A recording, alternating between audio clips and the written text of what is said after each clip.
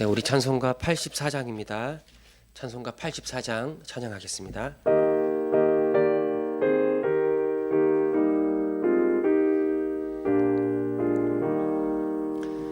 온 세상이 캄캄하여서 참 빛이 없었더니 그 빛나는 영광 나타나 온 세상 빛이었네. 영광의 주, 영광의 주, 밝은 그 빛 내게 비추었네. 영광의 주,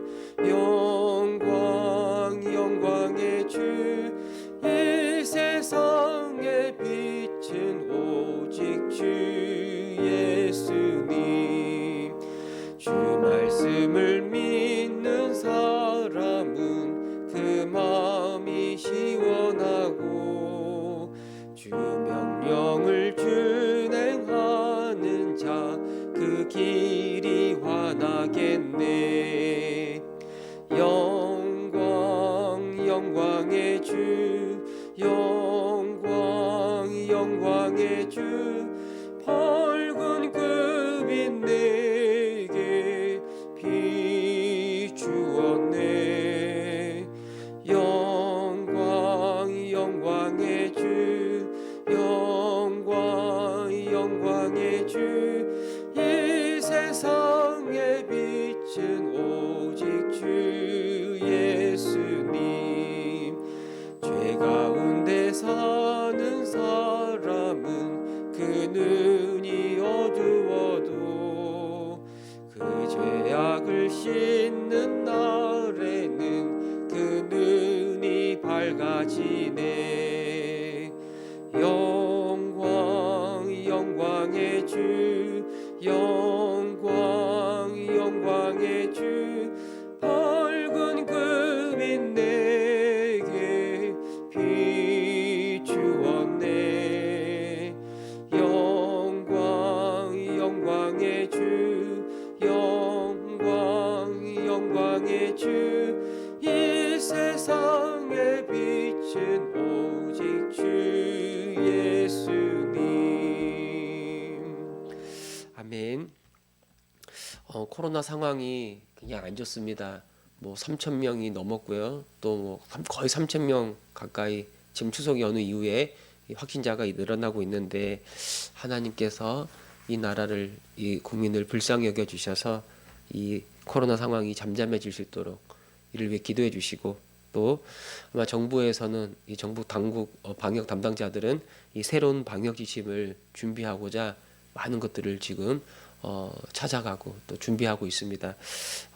참 이 코로나 이후에 이제 우리 일상에 이 코로나 없이 살아가는 건 아직까지는 그 일들이 아직 먼 이야기인데, 좀 이들에게 지혜를 주셔서 코로나와 함께 지혜롭게 살아가는 방법들을 찾아갈 수 있도록, 그래서 정말로 모든 국민이 기꺼이 따라가는 아주 좋은 방역 지침을 또 준비할 수 있는 그런 이 나라의 지도자들이 되게 해달라고, 우리 시간 한번 이 코로나 여러 가지 상황들을 기억하면서 하나님의 은혜를 구하는 기도를 하겠습니다. 기도하겠습니다. 하나님 아버지, 추석 이후에 3,000명이 넘는 확진자가 발생했습니다. 계속 3,000명 가까이 되는 사람이 늘어나고 있는데, 하나님 속히 잠잠해지게 하옵소서. 참 감사한 건 그래도 중증 환자가 많이 발생하지 않고 이로 인하여서 큰 어려움이 없어 지금은 아직은 그런 단계에 와 있음을 감사를 드립니다. 하나님께서 이 나라와 이 민족을 불쌍히 여겨주셔서 이 어려움의 시간들을 잘 감당하고 이겨내게 하여 주시기를 원합니다. 정부 당국에서 이 새로운 방역 지침을 준비하는 걸로 알고 있습니다. 하나님, 이제 우리가 코로나와 함께 살아갈 수밖에 없는데 정말로 지혜롭게 살아가는 길이 어떤 건지를 이들이 찾고 준비하고 있습니다. 이들에게 힘을 주셔서 잘 감당하게 하시고, 또 우리 모든 국민들도 이 정부를 신뢰하고 또 그 방역 담당자들을 잘 따라가며, 그래서 함께 협조하면서 이 어려운 시대를 잘 극복하고 이겨낼 수 있는 이 나라와 민족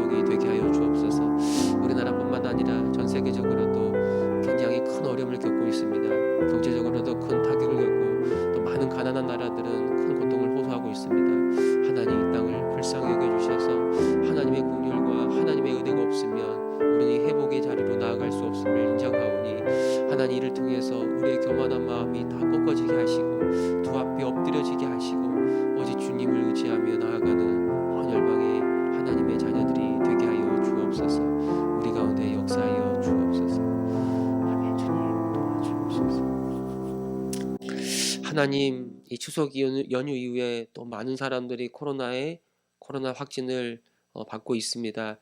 3,000명이 넘는 사람들이 확진되고 있는데 이 땅을 불쌍히 여겨주셔서 이 추세가 잠잠해지게 하시고 또 정부에서는 새로운 방역 지침을 준비하고자 하나하나 정보들을 수집하고 준비하고 있습니다. 저들에게 지혜와 능력을 주셔서 잘 감당하게 하시고 우리에게 가장 적실한 그런 방역 단계 또 방역 지침들을 잘 세워서 우리 모든 국민들도 함께 동의하고 함께 동참하며 그래서 이 어려운 시간들을 잘 극복해내게 하여 주옵소서.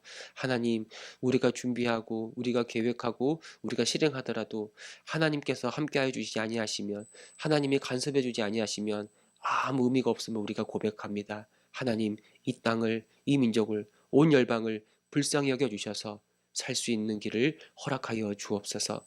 감사드리며 우리 주 예수 그리스도의 이름으로 기도합니다. 아멘. 말씀 보겠습니다. 고린도전서 1장 우리 18절에서 21절 말씀 보겠습니다. 18절에서 21절 말씀 우리 한 절씩 말씀 교독하겠습니다. 십자가의 도가 멸망하는 자들에게는 미련한 것이요 구원을 받는 우리에게는 하나님의 능력이라. 기록된 바 내가 지혜 있는 자들의 지혜를 멸하고 총명한 자들의 총명을 피하리라 하였으니 지혜 있는 자가 어디 있느냐 선비가 어디 있느냐 이 세대의 변론가가 어디 있느냐 하나님께서 이 세상의 지혜를 미련하게 하신 것이 아니냐. 하나님의 지혜에 있어서는 이 세상이 자기 지혜로 하나님을 알지 못함으로 하나님께서 전도에 미련한 것으로 믿는 자들을 구원하시기를 기뻐하셨도다. 아멘. 이 십자가의 도, 이 십자가의 말씀, 이 복음은 이 멸망하는 사람들에게는 아주 미련한 거라고 말하고 있습니다. 그러나 구원을 얻는 우리들에게는 하나님의 능력이 된다. 무엇이 멸망과 구원, 무엇이 죽음과 이 저주와 생명을 가르는가? 바로 십자가의 도, 예수 그리스도의 십자가 사건이라고 바울은 말하고 있습니다. 이 십자가 사건은 이 새로운 시대가 이 세상 가운데 들어왔다라는 걸 의미하는 거예요.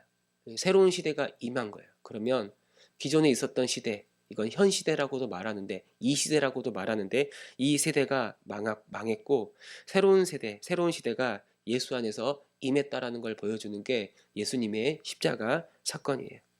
하나님은 이 예수님의 십자가 사건을 통해서 지금 이 세상을 심판하셨어요. 세상의 지혜가 무엇인가? 하나님 없어도 우리는 얼마든지 살 수 있다. 하나님이 있다 하더라도 우리 스스로 하나님께 나아갈 수 있다. 이 세상의 지혜, 이 세상의 능력이 하나님 앞에 철저히 실패했고 그들은 하나님의 심판과 하나님의 정죄 아래 있으며 결국엔 완전한 심판을 받게 될 것이다 라는 것을 보여주는 것이 예수님의 십자가 사건이에요. 그래서 바울은 이 십자가의 도를 거부하는 사람들은 멸망하는 자들이라고 말합니다. 그들은 여전히 저주 아래 있으며 지금 멸망을 향해 가고 있는 거예요. 그들이 타고 있는 그 자동차가 저 절벽과 저 낭떠러지를 향해 아주 전속을 향하여 나아가고 있는 겁니다. 그러나 이 그리스도의 십자가 사건을 통해서 이 새로운 시대, 바로 하나님의 나라가 임했다는 사실을 본 사람들, 이 하나님의 나라는 어떻게 들어가는가? 사람의 지혜나 사람의 능력으로 들어가는 게 아니라 오직 그 나라는 하나님의 은혜로 들어가고 오직 예수 그리스도의 그 십자가의 능력으로만 가능하다는 걸 알고 그 앞에 엎드려 회개하고 주를 믿는 사람들은 구원을 받는 거예요. 이 십자가가 우리를 구원하는 하나님의 능력이 되는 거예요. 그래서 새로운 시대가 임했는데 이 십자가를 믿는 사람들은 그 새로운 시대에 들어가고 새로운 세대에 들어가고 그 새로운 나라에 들어가고 이제 구원의 은혜를 누린다라고 말씀하고 있습니다. 바울은 계속해서 이 사람의 지혜가 얼마나 어리석은지를 말씀하고 있습니다. 19절에 보면 기록된 바 내가 지혜 있는 자들의 지혜를 멸하고 이 총명한 자들의 총명을 폐하리라. 인간의 지혜, 이 세상의 지혜를 멸할 것이라는 이 말씀, 그 말씀이 이미 구약시대 때부터 이 선지자를 통해서 말씀하신 거라는 거예요. 이 기록된 바 이 19절의 말씀은 이사야 29장 14절의 말씀을 바울이 인용하는 거예요. 그런데 이사야 29장의 말씀 앞뒤 문맥을 살펴보면 어떤 이야기가 나오냐면 이스라엘 백성들이 입술로는 하나님을 경외하지만 실상은 하나님을 떠나 있다라고 말하고 있습니다. 하나님을 떠나 있다. 이걸 어떻게 알 수 있는가? 하나님이 그들에게 율법을 주셨는데 그들이 하나님의 율법을 순종하지 않는 거예요. 정말 하나님을 경외하면, 정말 하나님을 믿고 신뢰하면 그들은 하나님의 뜻을 따라 이 순종의 길을 걸어갔을 거예요. 그러나 구약의 이스라엘 사람들은 하나님을 신뢰하지 않았어요. 하나님을 경외하지 않았어요. 이미 그 마음이 부패하여 하나님을 떠나 있었던 거예요. 대신 그들은 하나님을 믿고 신뢰하기보다는 인간적인 지혜, 세상의 지혜를 의지했어요. 그러니까 하나님을 의지하며 살아가는 것보다 하나님을 의지하며 살아가는 건 어리석고 미련한 거고, 하나님을 떠나서 이 세상의 것을 따라 인간적인 지혜를 추구하며 살아가는 게 정말 지혜롭고 정말 복된 인생이다라고 구약의 이스라엘 백성들이 생각했던 거예요. 이런 모습이 세상 앞에서는 정말 지혜로 보이고 또 사람들 앞에서는 합리적으로 보였을지 모르겠어요. 반대로 하나님을 따라서 하나님의 말씀을 따라 고지고대로 순종하며 율법을 지키며 살아가는 사람들은 정말 어리석은 바보로 보였을 겁니다. 그러나 하나님은 그 모든 것들을 다 살피고 사람들의 생각들을 다 드러내시고 결국에는 심판하신다는 거예요. 하나님을 향하여 높아졌던 그 교만한 마음들에 대하여 하나님은 심판할 거라고 말씀하셨고, 그 심판하신다는 말씀을 어떻게 표현하고 있냐면 지혜 있는 자들의 지혜를 멸하고 폐하고 그 총명한 사람들의 총명을 폐할 것이다 라고 말씀하고 있는 겁니다. 그들의 지혜와 그들의 총명을 폐하리라. 결국 그들이 망할 것이다 라고 말하는 겁니다. 이 이사야 29장의 이 말씀, 바울이 인용한 이 말씀은 어떻게 성취가 되는가? 실제 역사적으로 하나님을 떠나 교만하게 살아가고 그 인간의 지혜와 세상의 지혜를 자랑하고 쫓아가 살아갔던 것이 그들의 삶이 망했다는 것이 어떻게 돼 있냐면 이스라엘의 멸망을 통해서 그게 바로 드러났어요. 구약 성경은 하나님을 떠나 불순종하는 자들, 그래서 스스로 지혜의 길을 찾아가고 스스로 총명하다 생각하여 하나님을 떠난 사람들의 그 마지막이 결국엔 멸망이다 라고 말하는 걸 이스라엘의 역사를 통해서 우리에게 보여주는 겁니다. 그리고 하나님은 사람이 스스로 이 구원의 길을 찾을 수 없고 사람은 스스로 하나님께 나아올 수 없다라는 걸 아주 분명히 주셨고 이스라엘의 멸망을 통해서 이걸 보여주셨고 그리고 이 마지막 때에 그 독생자를 우리에게 보내주신 거예요. 그리고 이 십자가를 통해 구원의 길을 열어주신 거예요. 만약 사람이 스스로 하나님께 나아갈 수 있는 구원의 길을 찾을 수 있었다면, 정말 스스로 지혜롭게 해서 이 생명의 길을 찾을 수 있었다면 하나님은 독생자를 이 땅에 보낼 필요가 없겠죠. 그러나 그 아들을 이 땅에 보내시고 그 아들을 십자가에 못 박혀 죽이시고 이를 통해 구원의 길을 내셨다는 말 그 자체가 이미 이 세상의 지혜, 인간의 자랑이 하나님 앞에 철저히 실패했다라는 것을 보여주는 아주 분명한 증거가 되는 겁니다. 하나님은 이제 이 십자가를 통해 이 세상에서 하나님을 향해 높아졌던 그 모든 사상과 그 모든 지혜가 철저히 실패했다라는 걸 아주 십자가를 통해서 아주 분명하게 드러내셨어요. 여러분, 이 인간의 지혜를 향한 인간의 마음이 사실 창세기 3장에 이 첫사람 아담의 타락에서부터 이미 일어났던 마음이에요. 그 어떤 마음인가? 그들은 하나님의 말씀을 거역하여 이 선악과를 따먹는 것이 정말 지혜로워 보인 거예요. 무슨 말이냐면 하나님을 떠나는 것, 하나님 없이 사는 것, 그래서 스스로 주가 되어 살아가는 것이 얼마든지 가능하고, 인간은 하나님 없어도 아주 멋진 세상을 만들어낼 수 있다 생각하는 거예요. 여러분, 이것이 바로 타락 이후에, 인간이 타락한 다음부터 온 인류의 역사였고, 이게 인간의 역사였고, 이스라엘도, 구약 이스라엘 백성들도 하나님의 언약 백성이었지만 그들도 이런 어리석은 생각을 따라 하나님을 떠났던 거예요. 하나님을 떠났던 거예요. 그리고 여기에 대해 하나님은 하나님을 떠나 스스로 높아졌던 인간의 모든 지혜가 철저히 실패했다는 것을 이 예수님의 십자가 사건을 통해서 우리에게 분명히 보여주는 겁니다. 20절에 보면 지혜 있는 자가 어디 있느냐, 선비가 어디 있느냐, 이 세대의 변론가들이 어디 있느냐, 하나님께서 이 세상의 지혜를 미련하게 하신 것이 아니냐. 지혜 있는 사람들은 아마 유대인 랍비들, 율법 학자들을 비롯한, 그리고 헬락 철학자들, 그 사람들을 의미할 겁니다. 이 선비는 학자들을 가리키고, 이 변론가들은 논쟁자들, 또 철학자들을 가리키는 거죠. 그러니까 인간이 스스로 지혜롭다 생각하는 그 모든 다양한 사람들을 일컫는 표현들이에요. 그런데 하나님께서 이 모든 사람들을 미련하게 하셨다라고 말해요. 그들은 스스로 지혜롭다고 생각했을 거예요. 그들은 스스로 얼마든지 하나님이 계시다면 그 하나님께로 나아갈 수 있다고 생각했을 거예요. 그런 신적인 지혜에 이를 수 있다라고 그들은 자만했을 겁니다. 그러나 하나님은 십자가를 통해서 그들의 모든 생각이 다 틀렸다, 다 실패했다라고 보여주는 거예요. 여러분, 사람이 가진 지혜, 인간이 스스로 만든 지혜를 통해서는 하나님을 아는 데 이를 수가 없어요. 21절에 보면 이 세상이 자기 지혜로 하나님을 알지 못함으로, 알 수가 없어요. 인간은 하나님을 알 수가 없어요. 고작 인간이 만들어낸 것은 그 타락한 인간을 반영한 헛된 신일 뿐. 인간이 자기의 그 타락한 모습을 만들어낸 신일 뿐, 그건 거룩한 하나님이 아니고 그저 인간의 어리석음과 교만이 반영된 그냥 인간이 만든 가짜 신일 뿐이에요. 인간이 만들어낸 그 구원의 길은 어떻습니까?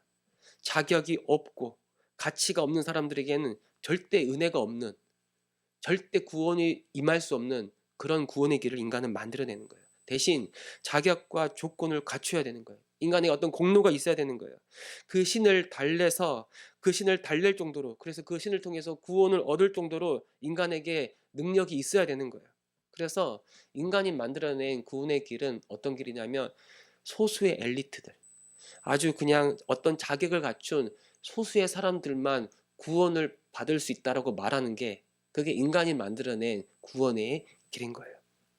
그러나 바울은 선포합니다. 이들은 자기 스스로 하나님을 알지 못한다. 그 누구도 아무도 하나님께 나아갈 수 있는 행은 아무도 없다. 모두가 다 죄인이고 하나님의 심판 아래 있으며, 하나님의 은혜가 아니고서는, 하나님이 이 땅에 그 독생자를 보내셔서 그들을 구원해 주지 않으시면 그 누구도 하나님의 구원의 길에 이를 수 없다라고 바울은 말하고 있는 겁니다. 결국 하나님은 이 전도에 미련한 것으로 믿는 사람들을 구원하기를 기뻐하셨어요. 여기서 말하는 전도는 이걸 헬라어로 케리그마라고 얘기하는데, 이 십자가의 도를 의미합니다. 하나님이 예수 그리스도를 통해 우리를 행하신 모든 기독교의 진리, 이 십자가의 도를 가리키는 말이에요. 그 중심에 십자가가 있습니다. 세상 사람들의 눈에는 십자가가 미련해 보이고 어리석어 보이지만, 이 이 십자가의 복음을 믿는, 예수 그리스도를 믿는 사람들에게는 이것 자체가 우리를 구원하는 하나님의 지혜요, 하나님의 능력이다라고 그렇게 말하고 있는 겁니다. 여러분, 우리는 어떻게 하나님을 알 수 있으며, 우리는 어떻게 하나님께 나아갈 수 있습니까? 우리는 어떻게 구원을 받습니까? 그리스도의 십자가가 세상 지혜로는 미련하게 보여도 하나님은 오직 이 십자가의 길을 통해서만 우리를 구원하는 거예요. 이 말은 다른 모든 시도, 다른 모든 지혜, 다른 모든 길이 하나님 앞에 실패했다라는 것을 선언하고 있는 거예요. 그래서 여러분, 십자가는 무엇과도 바꿀 수 없는 우리의 보배라고 말하는 거예요. 여기는 구원의 지혜가 되고 구원의 능력이 되는 겁니다.